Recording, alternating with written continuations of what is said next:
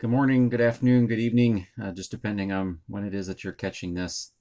The reading for the 5 by 5 by 5 that we've been looking at through the navigators today is from Matthew 2. I thought, kind of fitting given the events that we're looking at this week with Good Friday, this past yesterday being Palm Sunday, and then, of course, Sunday being Resurrection Sunday. Thinking back to the birth of Christ and chapter 2 of Matthew, looking at the wise men who had came. There was a word that stuck out to me as I was reading that today, and it was the word worship. In chapter 2, verse 2, it says this. It says, "Where is the one who was born King of the Jews? For we saw his star when it rose and have come to worship him." They talk about later on, Herod sends them off to find him so that he can go worship them. And of course, in verse 11, when they did find him, they says that they bowed down and worshiped him. And of course, they had very different intentions as they worshiped. Their worship was genuine, of course, acknowledge him for who he was. And Herod's, of course, was motivated with something different. He didn't want to worship Jesus as he was, but instead himself in some respect, and the power and stuff that he had. That word stuck out mainly because of something I was reading yesterday from a devotional talking about that issue of, or that subject of worship and how that affects our lives. We often think of it as the songs that we sing, something that's segmented to a couple of hours on a Sunday morning, or a Wednesday night or something like that. But worship controls all the actions that we are involved in. It's at the core of who we are. And some of the thoughts were this, and I wanted to read them to you tonight, or whenever you get this. It says, "Rejoice, the Lord who has redeemed you is worthy of your love and worship." And then he goes on to comment this. It says, "You should enjoy food because it's God's gift, but if you love it, you will end up fat and unhealthy. You should be thankful for the money that God provides, but if you love it, you will find yourself a workaholic or in debt. Surely you should celebrate the pleasures and comforts that God puts in your life, but if you love them, you will be addicted to them." That love corresponding with our worship.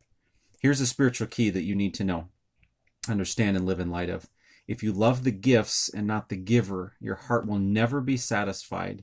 But if you love the giver, your heart will be content, and you will be able to enjoy his gifts while keeping them in their proper place. Beneath this reality are even deeper spiritual realities. The first is that you need to understand that you were created to love. You don't just love, you are a lover. Every human being's life is a quest to find something to love and a quest to be loved. This means that you are always surrendering the affections of your heart to something. Whatever commands the love of your heart also shapes the direction of your life. But there is more to be said. You are also created to worship. You don't just occasionally worship in moments of intentional or formal religious activity. You are a worshiper. You are always looking for something to which you can attach your identity, your hopes, your dreams, and your inner peace.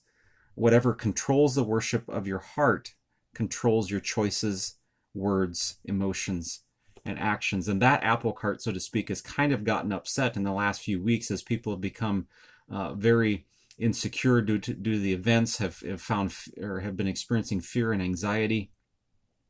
And the worship axis of our life, if you will, has been completely upset because of the things that have gone on as insecurities have been thrown in, and those things that have been what we're chasing after have kind of become, or they're not present, or they're not stable presently.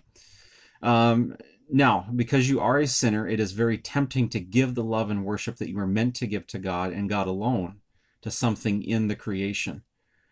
You take the affection, submission, and service of your heart that was meant to be reserved for the Creator, and you place it on something created.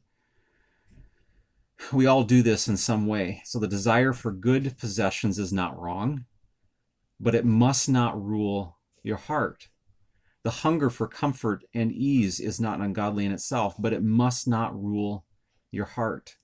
The desire for the love of another person is not wrong, but it must not rule your heart. A desire for even a good thing becomes a bad thing when that desire becomes a ruling thing in our lives. Good things never result when love for and worship of the Creator are replaced by love for and worship of created things. And this past few weeks have really kind of upset that, haven't they? As they've caused us to focus back again on God, and perhaps have pointed out maybe some things in our lives that we've come to trust, that we've come to worship instead of our love and worship being directed toward God. So what does grace do? Grace works to rescue you from you by progressively breaking your bondage to the created world and turning the deepest affection of your heart toward God. God alone is worthy of your worship. God alone is able to satisfy and bring peace to your heart. This work of rescue is not yet complete in any of us.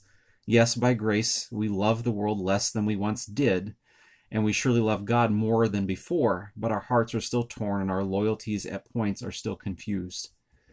But we need not fret, because grace will win and bring final rest to our worship and our love.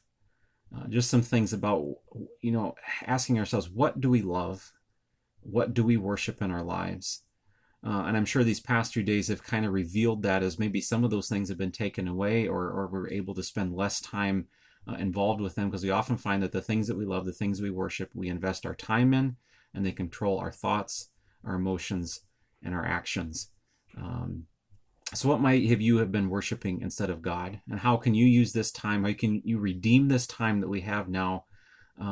Perhaps that's caused us to reset our focus a bit, to turn our affections and our worship back to God, who alone is the one who rightfully deserves those things. God bless.